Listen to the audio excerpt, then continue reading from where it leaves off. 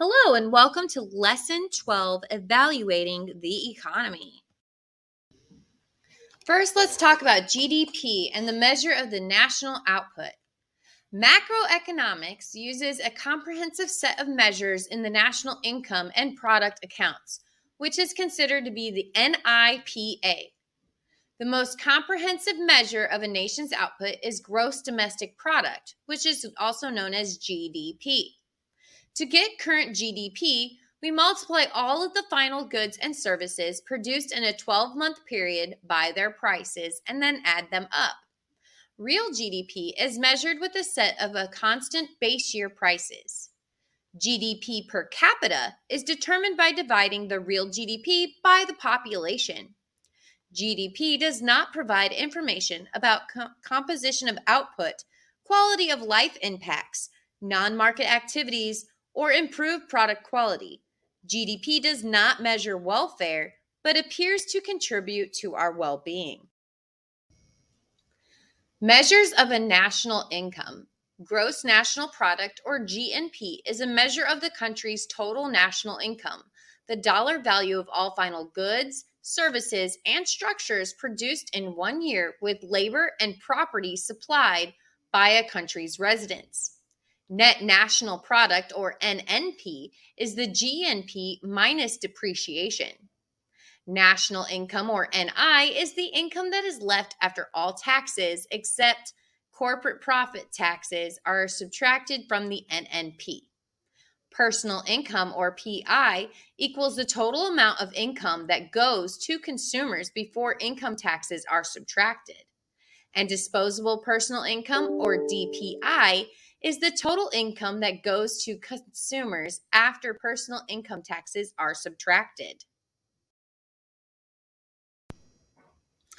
Economic sectors and the circular flows. Economic sectors include consumer, investment, government, and net foreign sectors. The consumer sector consists of all the people who live in households and receive its income in the form of disposable personal income. The investment sector consists of proprietorships, partnerships, and corporations that produce the nation's output. The government or public sector includes all local, state, and federal levels of government. The net foreign sector includes all consumers and producers outside of the United States. The output expenditure model says that GDP is equal to the sum of aggregate demand for output by the consumer, investment, government, and net foreign sectors. Population in the United States. Every 10 years, an official census is taken to count people in the United States. The Census Bureau was formed in 1902 and now works year-round.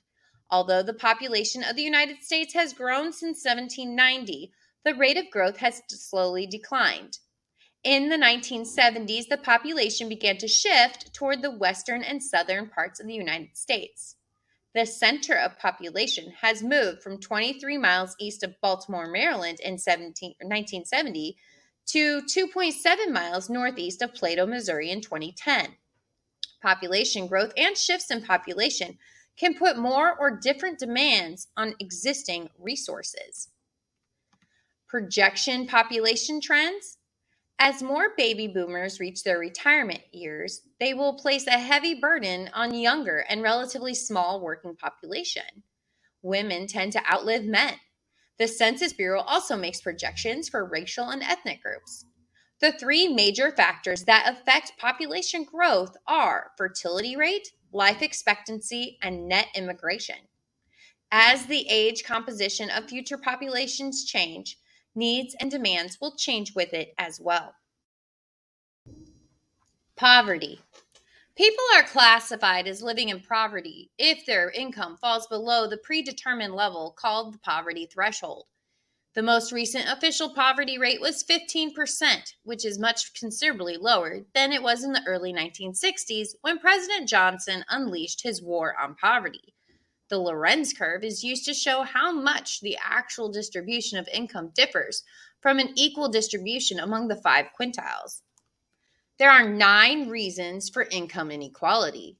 These 9 reasons include education, wealth, tax law changes, decline of unions, more service jobs, advances in technology, monopoly power, discrimination, and changing family structure.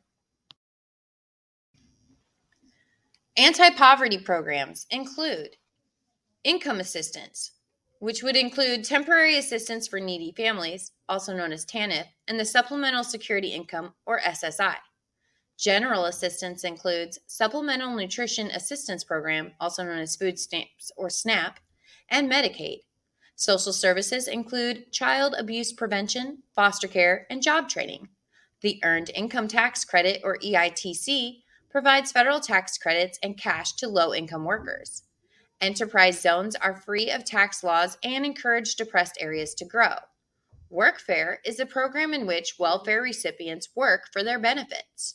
The proposed negative income tax would make cash payments to certain groups below the poverty threshold.